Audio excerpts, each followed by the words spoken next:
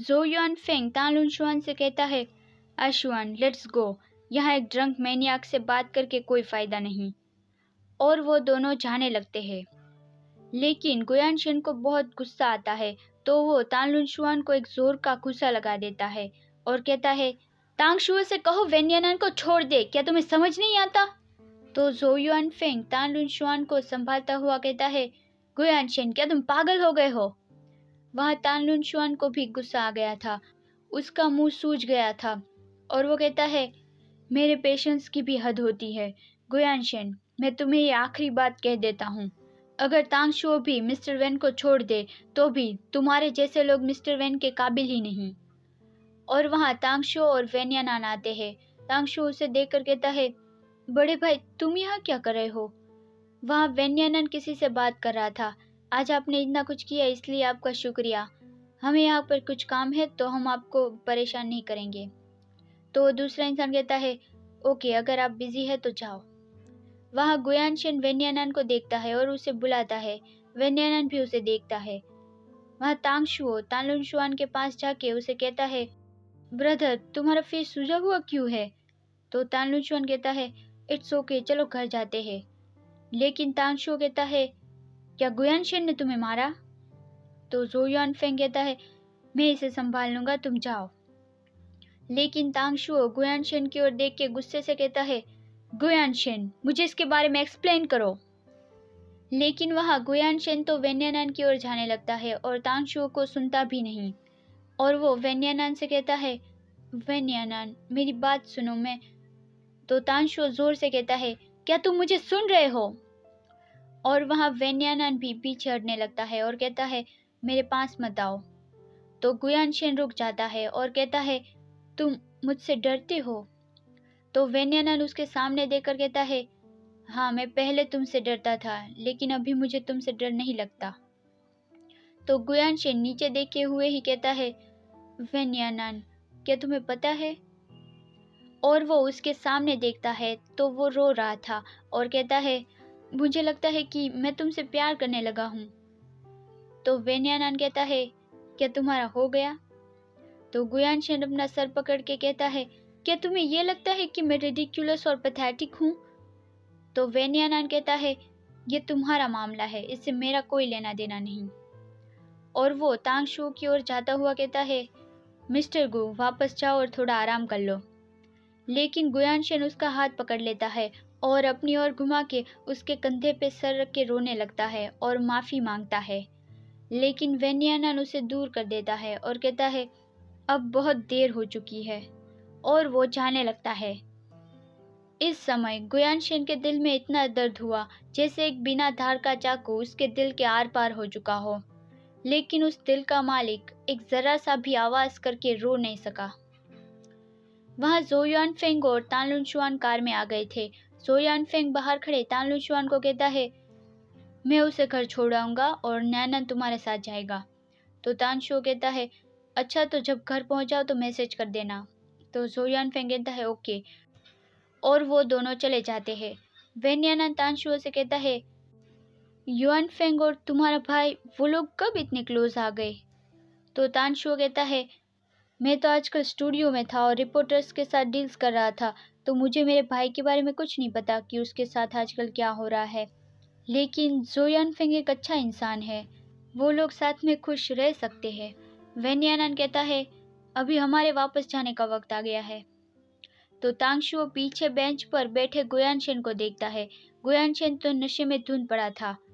वेन्यानान कहता है, उसके बारे में चिंता करने की जरूरत नहीं, सेक्रेटरी ली उससे घर ले जाएगा। तांगशुओ उसे कहता है, उसे देखने से तो लगता है कि उसे शेनलुआन के बारे में पता चल गया है कि उसने तुम्हारे गाने कॉपी किए थे, और अब वो एक्सेप्ट करने से भी उसे बहुत हार्ड लग रहा है। जस्ट अभी उसने तुम्हें क्या कहा था? लेकिन वेन्यानान तो जाते हुए कहता है, कुछ नहीं, ज्यादा इम्पोर्टेंट नहीं है, लेट्स गो। तो तांगशुओ कहता है, हे नानान मेरे लिए रुको तो। और वो लोग चले जाते हैं। वहाँ चिंचीबाई और चीहाओ उन सबको देख रहे थे। सारा शो खत्म होने के बाद चिंचीबाई कहता है, ओह, एक्स हस्बैंड ने अभी करंट लवर के भाई को मारा, ये तो क्लाइमैक्स का सीन लगता है। तो चीहा उन लोगों के लिए उसका ड्रामा नाम भी सोच लेता है। चिनचिबाई चुटकी बजा के कहता है, बिंगो। मुझे लगता है ये गुयानशन और तानलुनशुआन के झगड़े की वजह से चिन फैमिली को फायदा हो जाएगा। चियू में हमारे आदमी है, उससे कांटेक्ट करो और ये जानने की कोशिश करो कि अगर वहाँ कुछ एक्साइटिंग चल रहा हो तो चीहाओ कहता है, यस सर।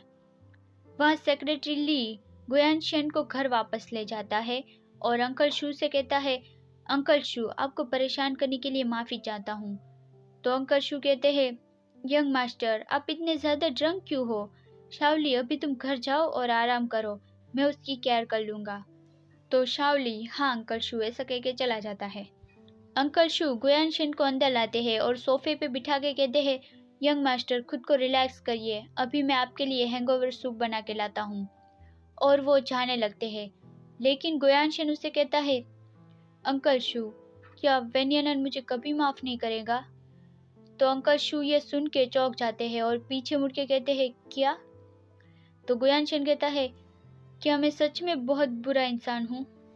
तो अंकल शू कहते हैं, यंग मास्टर, ये आपको क्या हो गया है? तो गुयानशन कहता है, अंकल शू, क्या आप भी मुझसे डरते हो? तो अंकल शू कहते हैं, मैंने आपको बड़े होते हुए देखा है, तो मुझे पता है कि आप किस तरह के इंसान हो। आप ऐसे इंसान हो जो किसी से बहुत ज़्यादा अटैच हो जाते हो। अगर शेनलुआ ने आपको नहीं बचाया होता तो आप बार बार उसे लाइन क्रॉस करने नहीं देते, लेकिन वही एग्जैक्ट कारण है कि उसकी वजह से ही आप अपने आसपास के लोगों को इग्नोर करते थे। गुयानशन रोते हुए कहता है, मतलब कि उसने कहा नहीं था कि मैंने वेन्यानान को आज देखा था, वो बस उसने मन में बोला और रोते हुए कहने लगा, वो बहुत ज़्यादा बदल गया, जैसे कि वो पुराना उसका वजूद कभी था ही नहीं, वो कभी मेरे पास वापस नहीं आएगा। तो अंकल शू कहते हैं, यंग मास्टर, क्या अब आपको रियलाइज़ हुआ कि आप मिस्टर वैन के लिए रियल में क्या फील करते हो? मिस्टर वैन के लिए ये नेचुरल है कि वो गुस्सा हो, क्योंकि उसने इतनी सारी दर्द भरी चीज़ों का एक्सपीरियंस किया है। मेरे यंग मास्टर बिल्कुल वैसे नहीं है जो किसी पे इतनी आसानी से हार मान ले। तो अगर आप सच में मिस्टर वैन को प्यार करते हैं तो उसका दिल जीतने की पूरी कोशिश करिए और माफ़ी मांगने की कोशिश करिए। और वो मन में खुशी के आंसू बहाते हुए सोचते हैं, ओह मेरे नादान यंग मास्टर, आप फाइनली खिल उठे। गुयानशन कहता है, क्या ऐसा करना ठीक होगा? तो अंकल शू कहते हैं, अगर आप कोशिश नहीं करेंगे तो आपको पता कैसे चलेगा? यंग मास्टर, पहले आराम करिए और हम बाद में इसके बारे में बात करेंगे। मैं आपको थोड़ा हैंगओवर सूप बना देता हूँ, तो उसे पीने के बाद सो जाना।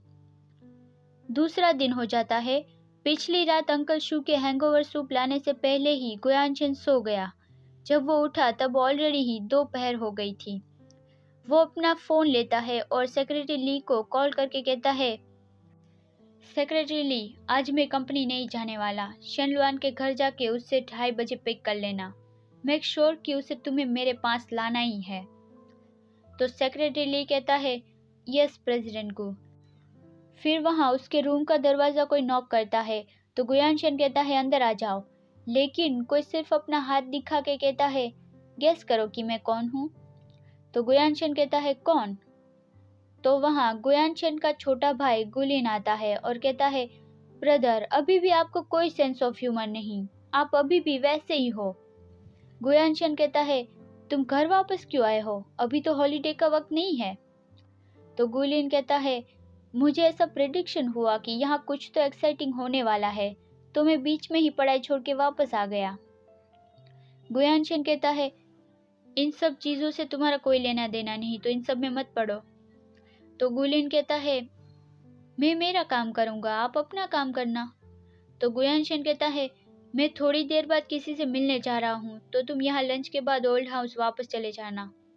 लेकिन गुलिन कहता है, पता नहीं ग्रैंडपा को याद भी होगा कि मैं उसका एक और ग्रैंडसन भी हूँ। बाय द वे, क्या आप शेनलुआन से मिलने जा रहे हो? ब्रदर, अगर आप उस झूठे मक्कार से मिलने जा रहे हो और मुझे भी साथ ले जाओगे तो मैं प्रॉमिस करता हूँ, मैं बिल्कुल भी आपके रास्ते में नहीं आऊँगा। मैं एक कोने में छुप के बैठा रहूँगा और वहीं से ही सारा तमाशा देखूँगा। लेकिन गुयानशन कुछ नहीं बोलता, तो गुलिन उससे बहुत ज़्यादा रिक्वेस्ट करता है कि प्लीज़ मुझे अपने साथ ले जाओ ना। तो गुयानशन जोर से कहता है, गुलिन, मैं कोई मजाक नहीं कर रहा। तो फिर गुलिन उठकर जाने लगता है और कहता है, कितना बोरिंग है। आप सब लोग बस यही समझते हो ना कि मैं हर वक्त मजाक ही करता रहता हूँ, राइट? तो गुयानशन कहता है, बाद में मुझे ये ना पता चले कि तुमने ही शेनलुआन को कुछ किया है। मैं खुद से ही उसे निपटना चाहता हूँ। तो गुलिन पीछे मुड़ के कहता है, ब्रदर, उस बिच ने एक बार आपको बचाया था, तो इसलिए ही आप अभी तक उसके शुक्रगुजार हो। मुझे नहीं पता कि आप इतने अफेक्शनेट हो या फिर आप इस ड्रामा में बहुत ज़्यादा ही इन्वॉल्व हो गए हो। ये बहुत ज़्यादा इमोशनल हो रहा है, लेकिन वो ब्रदर न्यान के प्रति बहुत क्रूर रहा है। और ये कोई सरप्राइज की बात नहीं कि आजकल सब लोग इंटरनेट पे डिस्कस कर रहे हैं कि गू फैमिली के यंग मास्टर का दिमाग खराब हो गया है। मुझे लगता है वो सच में खराब हो गया है। मैं काफ़ी सालों से अब्रॉड था और मैं बहुत ज़्यादा बोर हो गया हूँ। अब जब मैं वापस आ गया हूँ तो मैं इस बार मज़े करके रहूँगा। Let's go. और वो चला जाता है। फिर गुयानशन को सेक्रेटरी ली का कॉल आता है और वो बताता है कि मिस्टर गु, मिस्टर शेन पहुंच गए हैं। जहां पर शेनलुआन का घर था वहां कई फोटोग्राफर छुप के बैठे थे कि कब शेनलुआन बाहर निकले और उस पर टूट पड़े। तो शेनलुआन का घर ढूंढने में सेक्रेटरी शाओली को काफ़ी मेहनत करनी पड़ी। उसने वही फोटोग्राफर की मदद ली जो उसका पीछा कर रहे थे और आखिरकार उसने शेनलुआन को ढूंढ लिया। शेनलुआन अब बैठा सोच रहा था, यानशिन ने मुझे यहाँ आने के लिए क्यों कहा होगा? वो मुझसे क्या बात करने वाला है? शेनलुआन वो सारे सवालों के बारे में सोच रहा था जो गुयानशिन उसे पूछने वाला था। उसने घर पर कई बार उस सवालों के जवाब देने की प्रैक्टिस करी थी, लेकिन जब वो यहाँ आ गया तब उसे बहुत डर लगने लगा था। वहाँ फिर गुयानशिन आता है। शाओली उसे कहता है, मिस्टर गु, आप आ गए। यहाँ कोई रिपोर्टर्स नहीं है और ये रूम बहुत ही ज़्यादा साउंड प्रूफ है। तो गुयानशिन कहता है, अच्छा, तो तुम अब दरवाजे के बाहर गार्ड करो। तो शाओली कहता है, हाँ। गुयानशन के आते ही शेनलुआन उठकर उसे कुछ कहने जाता है, लेकिन गुयानशन तो उसे देखता भी नहीं और कहता है, बैठो और चलो बात करते हैं। ये देखकर तो शेनलुआन को झटका लगता है कि उसका एटीट्यूड बहुत कोल्ड है। हालांकि मैंने पहले से ही ये अंदाज़ा तो लगा ही लिया था। गुयानशन बैठकर कहता है, पुतले की तरह खड़े मत रहो, बैठ जाओ। तो शेनलुआन बैठ जाता है। गुयानशन कहता है, लुआन, अगर कोई और मुझसे झूठ बोलता है तो मुझे दर्द नहीं होगा, लेकिन सिर्फ तुम ही ये नहीं कर सकते। तुम ऑब्वियसली पियानो कैसे बजाते हो ये जानते हो और तुम इसमें अच्छे भी हो, तो तुमने कॉपी क्यों की? इतना ढोंग क्यों किया? यहाँ तक कि हाई स्कूल से ही तुम तब से ही कॉपी कर रहे हो। गुयानशन बोल रहा था, लेकिन शेनलुआन बीच में से बोलता है, रुको, मुझे समझाने दो। और वो सोचता है, क्या उसने मेरे हाई स्कूल के मैटर्स के बारे में इन्वेस्टिगेट किया है? फिर तो मैं गया। गुयानशन उसके सामने देख के कहता है, मैं तो तुम्हारे सामने एक बहुत बड़ा रहस्य खोलना चाहता हूँ, तो तुम इसे कैसे एक्सप्लेन करना चाहते हो? हाँ। शेनलुआन के तो पसीने छूटने लगते हैं। वो जोर से कहने लगता है कि मैं भी ये नहीं चाहता था। क्या तुम्हें लगता है मैं वो सच में करना चाहता था? तुम बहुत ज्यादा ही डिमांडिंग हो। तुम हमेशा मुझे वी के साथ कंपेयर करते हो। तुम जाने अनजाने में मुझे ये हिंट दे देते हो कि वी कितना टैलेंटेड है। तुम्हें लगता है मैं कॉपी करना चाहता था? मुझे डर था अगर तुमने मुझे छोड़ दिया तो मैं शुरुआत से ही इनसिक्योर हो जाऊंगा, और मैं खुद को रोक नहीं पाया और वो सब कुछ कर दिया। मैं बस यही कर सकता था। तो गुयानशन कहता है, यही तुम्हारा रीज़न है? इस वजह से ही कि तुम्हें डर था कि मैं तुम्हें छोड़ दूंगा, तो इसलिए तुमने इतनी बेशर्मी भरा काम कर दिया बिना अपनी पहचान की परवाह किए। तो शेनलुआन कहता है, मुझे पता है ये मैंने ठीक नहीं किया, मुझे इसकी सजा भी मिल चुकी है। अब मैं और क्या कर सकता हूँ? क्या मेरे मरते दम तक मैं माफ़ी मांगता रहूँ? गुयानशन कहता है, ओके, चलो इसे साइड में रखते हैं।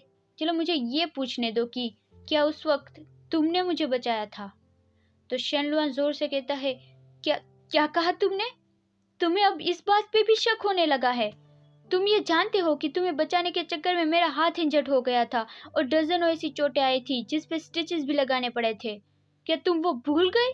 तो गुयानशन उससे वो नेकलेस दिखाता हुआ कहता है, तो फिर तुम्हें ये नेकलेस क्यों याद नहीं?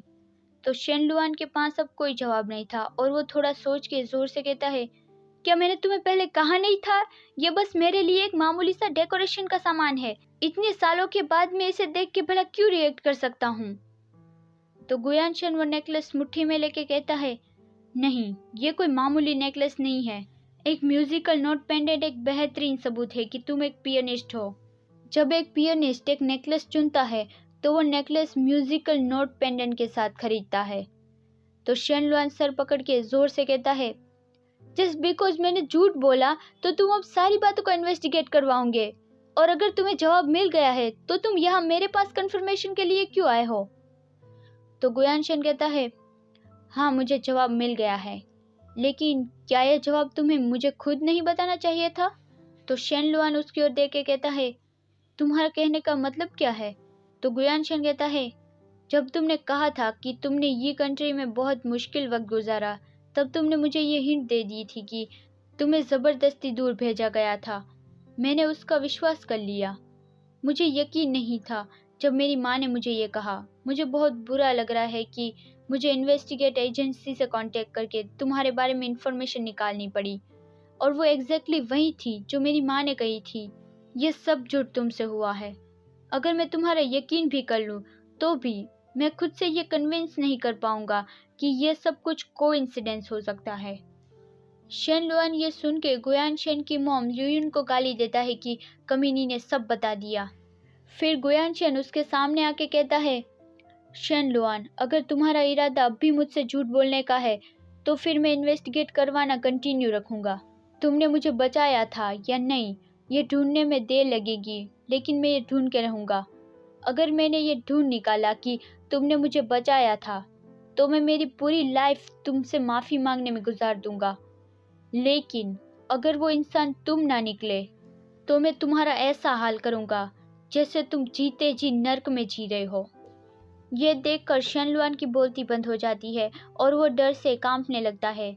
गुयानशन पीछे मुड़ के कहता है, मैं तुम्हें एक दिन देता हूँ सोचने के लिए, और वो शावली के साथ चला जाता है। शेनलुआन सोचता है, क्या हो गया है? यानशिन मेरा यकीन क्यों नहीं कर रहा? क्या अब सब कुछ खत्म हो गया? अगर जो जो कांड मैंने किए हैं वो सब सामने आ गई तो वो वेन्याना नहीं था, वो स्लट, उसने उसे फंसाया, उसने यानशिन को सेड्यूस किया। नहीं तो यानशिन मेरे साथ ऐसा कभी नहीं करता। अच्छा होता अगर तुम मर जाते तो। तुम मेरे रास्ते का सबसे बड़ा रोड़ा बन के क्यों बैठे हो? क्यों? वो ये सब परेशान होके सोच रहा था, तब वहां उसे एक आवाज सुनाई देती है। उप्स, ये तो पियानिस्ट शेंदा है नहीं? उसे देखकर शेनलुआन चौंक जाता है और कहता है, तुम कौन हो? वो गुलिन था और वो कहता है, क्या तुम मुझे नहीं जानते? और वो जहाँ बैठा था वहां से उठता है और कहता है, इससे कोई फर्क नहीं पड़ता कि हम दोनों एक दूसरे को नहीं जानते, लेकिन मैं प्रॉमिस करता हूँ कि तुम मुझे कभी भूल नहीं पाओगे। और वो शेनलुआन के फेस के पास आके उसे डराता हुआ कहता है, क्या तुम्हें लगता है मैं मेरे भाई जैसा दिखता हूँ? तो शेनलुआन चौंक जाता है और कहता है, तुम गुलिन हो? तुम तो अब्रॉड पढ़ाई करने नहीं गए थे? तो गुलिन कहता है, अच्छा तो मैं तुम्हें याद हूँ, ये तो मेरे लिए सम्मान की बात है। शेनलुआन को ये गुलिन नाम का छोटा लड़का याद आया। वो उससे एक बार मिला था जब गुयानशन उसे हाई स्कूल के दिनों में घर लाया था। शेनलुआन उसे हेलो करता है, लेकिन छोटा गुलिन कहता है, ब्रदर, ऐसे लोगों को घर मत लाओ जिसे मॉम और ग्रैंडपा पसंद नहीं करते।